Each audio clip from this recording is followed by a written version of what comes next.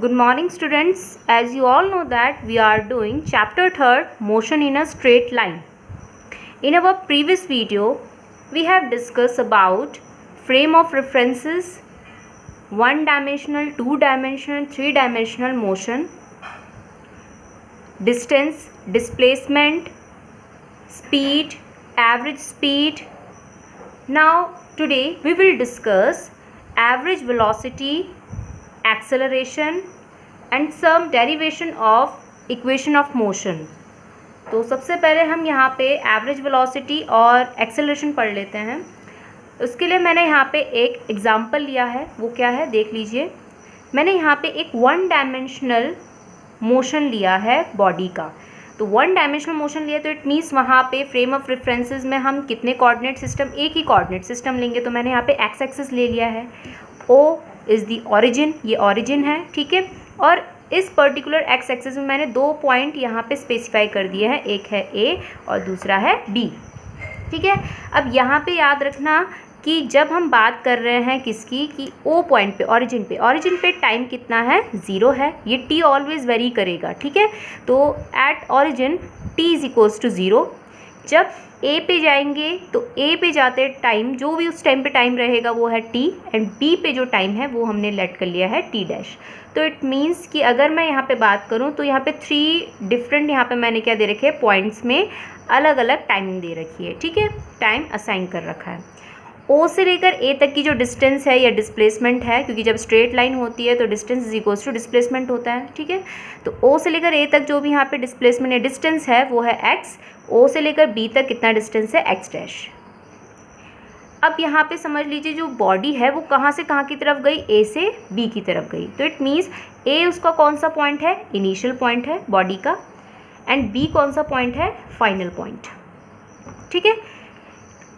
Initial point जब वो ए point पे है बॉडी, तो उसकी जो वेलोसिटी है वो कितनी लेट कर रखी है हमने, v. और जब वो अपने फाइनल पॉइंट पे पहुंची तो उसकी वेलोसिटी कितनी है, v डैश है. तो इट मीन्स इसकी final velocity v dash let कर रखी है, इनिशियल वेलोसिटी v लेट कर रखी है. बहुत सारी बुक्स में आपने 9th क्लास में पढ़ा होगा कि मोस्टली हम इनिशियल वेलोसिटी को u से इंडिकेट कराते हैं, फाइनल वेलोसिटी को v से.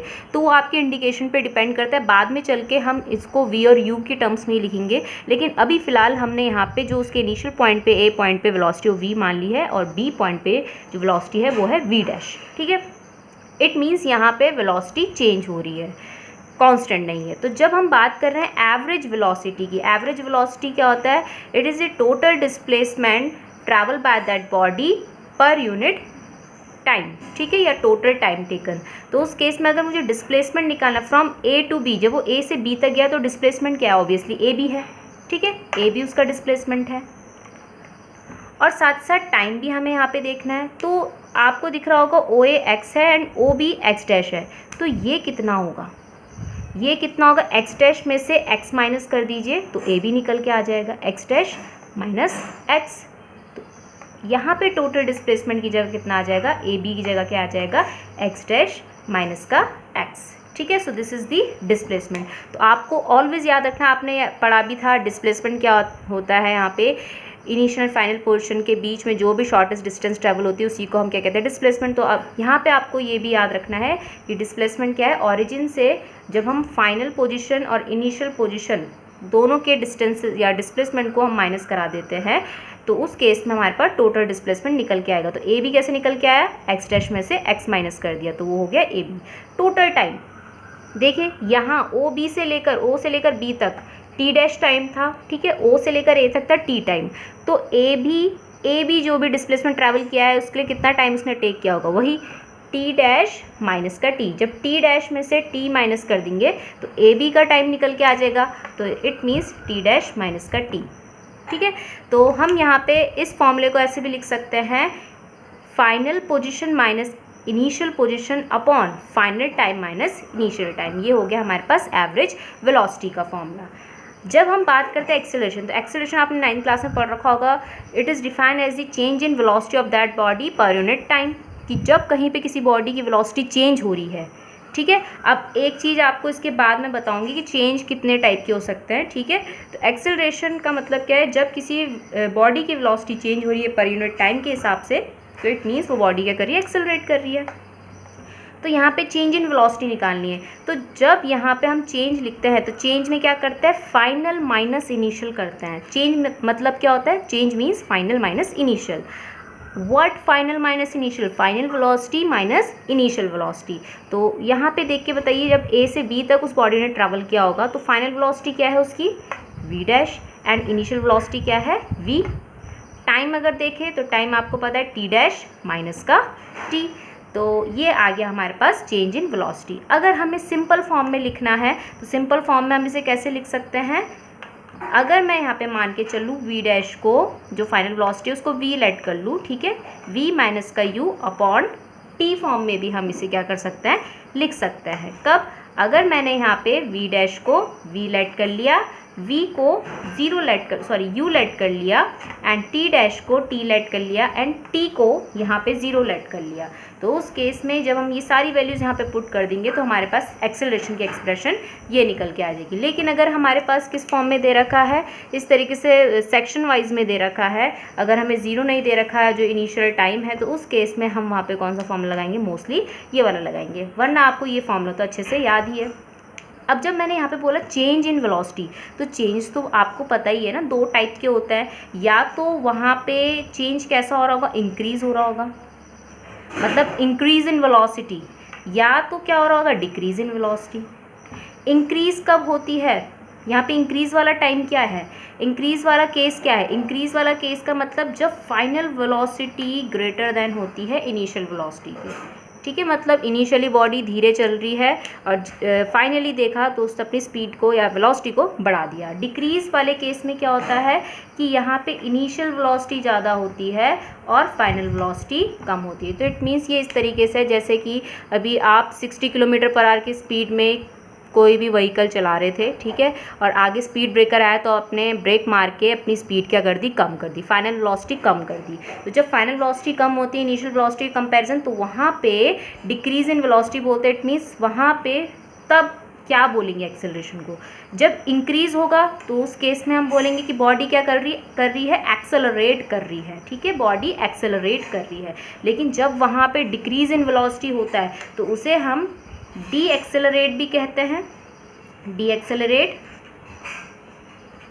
या फिर रिटारडेशन भी बोलते हैं, रिटारडेशन, ठीक है। तो जब डिक्रीज़ होगी यहाँ पे वेलोसिटी तो उसे डी एक्सेलरेट भी बोल सकता है, रिटारडेशन भी बोल सकता है, रिटार्डेड भी बोल सकता है। और अगर वहाँ पे इंक्रीज़ इन वेलोसिटी होगी तो इट मीन्स वो एक्सेलरेशन। एक्सेलरेशन होने के लिए वेलोसिटी का चेंज होना ज़रूरी है। अगर वेलोसिटी चेंज नहीं है, बिल्कुल कांस्टेंट फॉर्म में, जैसे कि यूनिफॉर्म मोशन में बताया था ना, यूनिफॉर्म मोशन में ऑलवेज वेलोसिटी कांस्टेंट होती है, क्योंकि वहाँ पे equal distance cover in equal interval of time होता है। तो उस केस में वेलोसिटी ऑलवेज कांस्टेंट रहेगी। अगर 40 मीटर पर सेकंड है तो नेक्स्ट वाले में 40 मीटर पर सेकंड, उसके नेक्स्ट वाले सेक्शन में भी 40 मीटर पर सेकंड। तो इट मीन्स वेलोसिटी कांस्टेंट है। When there is no change in velocity, if velocity is constant, then the body is said to be in no acceleration. तब उस बॉडी को अनएक्सेलरेटेड बॉडी बोला जाएगा, ठीक है।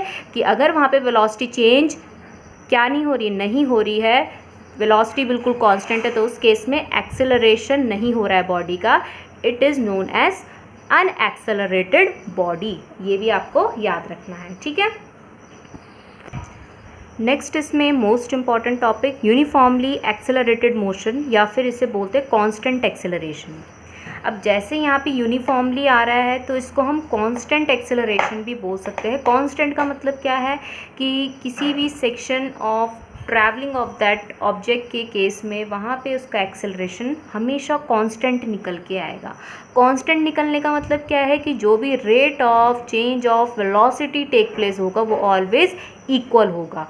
कैसे, एक एग्जांपल इसका ले लेते हैं, free falling body under gravity. मतलब जब भी आप किसी बॉडी को ऊपर से नीचे की तरफ फेंकते हैं या नीचे से ऊपर की तरफ, मोस्टली अभी मैं ऊपर से नीचे की बात कर रही हूँ, ठीक है, फॉल के बारे में बात कर रहे हैं, ऊपर से नीचे की तरफ फॉल करते हैं, तो फॉल करवाने के दौरान वो वहाँ पे कैसा मोशन दिखाती है, यूनिफॉर्मली एक्सेलरेटेड या फिर कांस्टेंट एक्सेलरेशन मोशन दिखाती है, ठीक है। कैसे समझ लीजिए, आपने इसे कैसे फेंका, ये वाई एक्सिस पे हम दिखा रहे हैं इसका मोशन, ऑरिजिन O पॉइंट से फेंका, ठीक है। तो यहाँ पे मैंने अलग अलग पॉइंट यहाँ पे लेबल कर रखे A B C D, ठीक है। अब ओ पॉइंट पे जहाँ पे फेंका था उसके लिए टाइमिंग 0, फिर ए पॉइंट के लिए 1 second, 2 second, 3 second and D के लिए 4 सेकेंड, इस तरीके से ले रखी है। तो जब आपको पता ही है कि free falling under gravity, mostly हम याद होगा आपको कि जब ग्रेविटेशन हम वहाँ पे एक्सेलरेशन ड्यू टू ग्रेविटी लेते हैं on the surface of earth, वो कितना होता है 9.8 मीटर पर सेकेंड स्क्वायर, जिसको हम क्या ले सकते हैं 10 मीटर पर सेकेंड भी ले सकते हैं, नियरली इक्वल्स टू करके, ठीक है। तो इट मीन्स कि यहाँ पे जो भी जी की वैल्यू या फिर एक्सेलरेशन की वैल्यू होगी वो कितनी होगी 10 मीटर पर सेकेंड स्क्वायर। इट मीन्स कि यहाँ पे जब बॉडी 1 सेकेंड के बाद देखेंगे, जैसे जहाँ पे हमने छोड़ी थी, जैसे 1 सेकेंड के बाद देखेंगे तो बॉडी की वेलोसिटी कितनी प्लस हो जाएगी 10 प्लस हो जाएगी, ठीक है। तो जैसे आपने देखा यहाँ पे कि जब ए पॉइंट 1 सेकेंड के बाद वहाँ पे उसकी 10 मीटर पर सेकेंड थी, ठीक है। बी पॉइंट पे आने के बाद उसकी डबल होगी, मतलब यहाँ पे कितना हो गया 20 मीटर पर सेकेंड। फिर सी पॉइंट पे आने पर एक और 10 प्लस हो गया, 20 के साथ 30 मीटर पर सेकेंड। डी पॉइंट पे आने के बाद 30 पे 10 और प्लस हो गया 40 मीटर पर सेकेंड। तो इट मीन्स वेलोसिटी यहाँ पे हमें क्या दिख रही है, इंक्रीज़ होते हुए दिख रही है। अब ये जो वेलोसिटी इंक्रीज़ हो रही है उसमें जो बीच में मैं एक्सेलरेशन निकालूँ हर एक केस के लिए, एक्सेलरेशन क्या होता है final velocity minus initial upon time. Time कितना है गैप 1 सेकेंड, ठीक है। तो अगर मैं यहाँ पे निकालूँ तो यहाँ पे भी जो एक्सेलरेशन की वैल्यू निकल के आएगी, जिसको हम एक्सेलरेशन ड्यू टू ग्रेविटी कहते हैं, 10 ही निकल के आएगी। यहाँ पे इस वाले केस के लिए निकालेंगे final minus initial upon time करके, final velocity minus initial velocity upon time. Time कितना है 1 सेकेंड का है, तो ये भी 10 मीटर पर सेकेंड स्क्वायर निकल के आएगा। यहाँ पे भी 10 मीटर पर सेकेंड स्क्वायर निकल के आएगा। तो इट मीन्स कि हर एक केस में यहाँ पे एक्सेलरेशन कांस्टेंट निकल के आ रहा है। तो ऐसे टाइप के मोशन को हम कहते हैं यूनिफॉर्मली एक्सेलरेटेड मोशन या फिर कांस्टेंट एक्सेलरेशन। जैसे आपने इंस्टेंटेनियस स्पीड या इंस्टेंटेनियस वेलोसिटी के बारे में पढ़ा था, v is equals to what dx/dt, याद होगा, ठीक है। तो वैसे ही अगर हम एट अ पर्टिकुलर इंस्टेंट के लिए एक्सेलरेशन की वैल्यू देखें या फॉर्मूला देखें तो क्या निकल के आता है। एक्सेलरेशन का फॉर्मूला क्या बताया था, change in velocity upon time. तो वहाँ पे क्या होगा, स्मॉल चेंज की बात होगी तो d/d तो आएगा ही आएगा स्मॉल वाला, लेकिन ऊपर क्या आएगा वेलोसिटी और नीचे क्या आएगा टाइम आएगा। So a is equals to dv/dt। और इसको अगर मैं एक और तरीके से लिखूँ, देखिए v की वैल्यू dx/dt पुट कर दीजिए तो ये ऐसा हो जाएगा, देखिए d/dt तो एज इट इज़ और v की जगह क्या आ जाएगा ब्रैकेट के अंदर dx/dt। तो यहाँ पे आपको दिख रहा होगा ये d 2 टाइम्स है, 2 बार है, ठीक है, और dt भी 2 बार है। तो इसको हम ऐसे लिखते हैं, डबल डिफ्रेंशिएशन कहते हैं इसे, ठीक है। d² अपॉन dt का स्क्वायर, ये दोनों के ऊपर मत लगाना d और t के ऊपर, सिर्फ यहाँ पे लगेगा dt क्योंकि एक ही क्वांटिटी है, dt² और यहाँ पे क्या आएगा x, ठीक है। तो यहाँ पे हमारे पास इसके 2 फॉर्मूले निकल के आ चुके हैं in terms of velocity and in terms of displacement. Next इसमें आता है फॉर्मूले ऑफ यूनिफॉर्मली एक्सेलरेटेड मोशन, जिनको हम 3 इक्वेशंस ऑफ मोशन भी बोलते हैं। आपने 9th क्लास में पढ़ी होंगी ये 3 equation of motion. v is equals to u plus at, this is first equation of motion. Second equation of motion is s is equals to ut plus half at square and third equation of motion is v² minus u square is equals to 2as, where s is displacement cover by that body, u is initial velocity of that body, v is final velocity of that body, a is the acceleration of body, t is time taken by body, okay। ये सारी चीज़ें अब इसको हमें क्या करना है, derive करना है। किस मेथड के थ्रू, हमारे पास 2 मेथड है, एक तो है हमारे पास ग्राफिकल मेथड और दूसरा है हमारे पास कैलकुलस मेथड। ग्राफिकल मेथड में आपको यहाँ पे मैं ग्राफ बना के दिखाऊंगी एंड उस ग्राफ के थ्रू हमें यहाँ पे डिराइव करनी है ये 3 इक्वेशंस ऑफ मोशन। और सेकंड जो मेथड है कैलकुलस मेथड, कैलकुलेशन मेथड्स में हमें डिफ्रेंशिएशन एंड इंटीग्रेशन की हेल्प से ये 3 इक्वेशन ऑफ मोशन डिराइव करनी है, ठीक है। तो हमने यहाँ पे क्या लेट कर रखा है कि कोई एक बॉडी है जो कि यूनिफॉर्मली एक्सेलरेटेड मोशन कर रही है, यूनिफॉर्मली एक्सेलरेटेड मोशन कर रही है और जब हमें पता है कि यूनिफॉर्मली एक्सेलरेटेड मोशन में वेलोसिटी क्या होती है, इंक्रीज़ होती है, rate of change of velocity take place in constant form, तो वो हमें यहाँ पे क्या करना है, ग्राफ ड्रॉ करना है v और t के बीच में, ठीक है, वेलोसिटी और टाइम के बीच में। तो यहाँ पे ये जो ग्राफ है वो स्टार्ट हो रहा है ऑरिजिन से नहीं बल्कि थोड़ा ऊपर से। ऊपर का मतलब यहाँ पे ये है, ये कहाँ पे आ रहा है, वाई एक्सिस पे आ रहा है, वाई एक्सिस का मतलब वेलोसिटी वाले एक्सिस पे आ रहा है। तो इट मीन्स कि इनिशियली यहाँ पे बॉडी रेस्ट में नहीं रही होगी। क्यों? क्योंकि इसकी इनिशियल वेलोसिटी कुछ ना कुछ निकल के आ रही है। अगर मैं यहाँ पे देखूँ वैल्यू तो वाई एक्सिस में कुछ ना कुछ वैल्यू निकल के आ रही है। तो इट मीन्स कि यहाँ पे बॉडी कहाँ से स्टार्ट हो रही है, जो भी वेलोसिटी होगी वो होगी उसकी u, ठीक है, जो कि ज़ीरो नहीं होगी। तो जब हम रेस्ट से स्टार्ट करवाने वाला यहाँ पे ग्राफ ड्रॉ करते हैं तो ऑरिजिन से ड्रॉ होता है, लेकिन हम यहाँ पे क्या लेट कर रहे हैं कि वो बॉडी रेस्ट में नहीं है, इनिशियली कुछ ना कुछ उसकी वेलोसिटी रही होगी। तो इनिशियली जो भी वेलोसिटी रही होगी तो वो हमने क्या लेट कर लिया है, u, ये इस वाले पॉइंट पे, ठीक है। अब ये ग्राफ बिल्कुल स्ट्रेट जाएगा, क्यों, यूनिफॉर्म बनेगा, क्यों, क्योंकि आपको पता है वेलोसिटी जो भी है वो यूनिफॉर्मली आगे इंक्रीज़ होती रहती है। और ये है यूनिफॉर्मली एक्सेलरेटेड मोशन का एग्जाम, जैसे 10, 20, 30, 40 इस तरीके से होती रहती है, ठीक है। अगर v की जगह यहाँ पे a होता फिर यहाँ पे बिल्कुल कांस्टेंट ग्राफ बनता, बिल्कुल स्ट्रेट ग्राफ बनता, लेकिन यहाँ पे कैसा बनेगा, यूनिफॉर्मली बिल्कुल स्ट्रेट बनेगा ऊपर की तरफ। क्यों? क्योंकि यहाँ पे वेलोसिटी इंक्रीज़ हो रही है, ठीक है। तो जहाँ पे देखिए यहाँ पे पहुँचा है ग्राफ, इसको कुछ नाम दे देते हैं, इसे a पॉइंट नाम दे देते हैं और इसे b पॉइंट नाम दे देते हैं, ठीक है। O से लेकर A पॉइंट पे जो भी वेलोसिटी है, इनिशियल वेलोसिटी वो है u, ठीक है। अब बात करते हैं यहाँ पे किस चीज़ की, कि जब हम बात कर रहे हैं किसकी, जब वो फाइनल पोजीशन पे है, तो इस वाले पॉइंट पे दिख रहा होगा आपको कि इस वाले पॉइंट पे अगर हम बात करें जो वाई एक्सिस पे आ रहा है, तो ये कौन सी वाली वेलोसिटी होगी, ये होगी उसकी फाइनल वेलोसिटी, जिसको मैं इंडिकेट कर रही हूँ v से। फाइनल वेलोसिटी को हम v से इंडिकेट करते हैं, ठीक है। अब इसे मिला देते हैं एक्स एक्सिस पे भी। ये अब आपको यहाँ पे ये जो ग्राफ है वो दिख रहा होगा, इसको मैं थोड़ा सा ज्योमेट्रिकल फिगर में चेंज करने की कोशिश कर रही हूँ, ठीक है। तो ज़ीरो से लेकर इस पर्टिकुलर पॉइंट तक, ये a हो गया, b हो गया, इसे c ले लेते हैं और इसे d।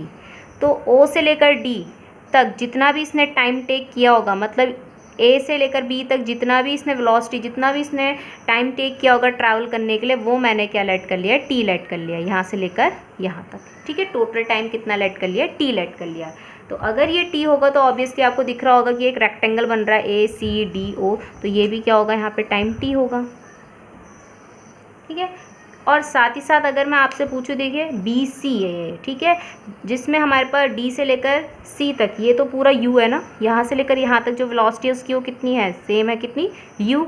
और जब हम बात कर रहे हैं कितनी, इस पर्टिकुलर पूरे की पूरी वैल्यू की, मतलब ओ से लेकर इस पर्टिकुलर पॉइंट तक की, इसको ई नाम दे देते हैं, ठीक है, ओ से लेकर ई तक। तो ये क्या है, इसकी final velocity, this is initial and this is final.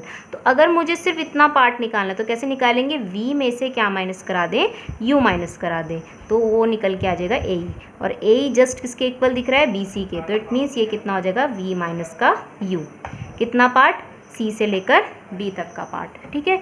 तो first equation of motion derive करते हैं यहाँ पे फ्रॉम ग्राफ। जो हमारे पास एक्सेलरेशन है, एक्सेलरेशन ऑलवेज़ याद रखना कि जब हम यहाँ पे ग्राफ ड्रॉ करते हैं तो वेलोसिटी और टाइम का ग्राफ है, तो स्लोप अगर हम निकालते हैं तो एंगल के थ्रू भी निकालते हैं, और साथ ही साथ Y axis upon X axis करते हैं। तो वाई एक्सिस किसको इंडिकेट कर रहा है, वेलोसिटी, और एक्स एक्सिस किसको इंडिकेट कर रहा है, टाइम को। तो velocity upon change in velocity upon time क्या बताता है, एक्सेलरेशन। तो फ्रॉम ग्राफ अगर हम देखें तो एक्सेलरेशन यहाँ पे क्या है, ये है स्लोप ऑफ कर्व, जो भी यहाँ पे स्लोप बन रहा है कर्व का, स्लोप ऑफ कर्व, और स्लोप ऑफ कर्व क्या बना है, ए बी, ठीक है, ए बी। अब अगर मैं इसकी बात करूँ, जब हम स्लोप की बात करते हैं, स्लोप ऑलवेज आपने मैथमेटिक्स में पढ़ा होगा, स्लोप को ऑलवेज हम किसके थ्रू दिखाते हैं, टेन थीटा के थ्रू दिखाते हैं, ठीक है। ये आपको ऑलवेज याद रखना है, जब भी हम स्लोप की बात करते हैं तो वो टेन थीटा के इक्वल होता है। और अगर मैं यहाँ पे देखूँ तो यहाँ पे टेन थीटा किसके इक्वल आएगा, परपेंडिकुलर अपॉन बेस के। परपेंडिकुलर कितना, ये दिख रहा होगा, देखिए स्लोप बन रहा है तो एक राइट ट्रायंगल बन रहा है ना, यहाँ पर मैं लिख भी देती हूँ, in triangle A C B, A C B. तो उसके लिए अगर मैं यहाँ पे देखूँ तो परपेंडिकुलर कितना है BC और बेस कितना है AC।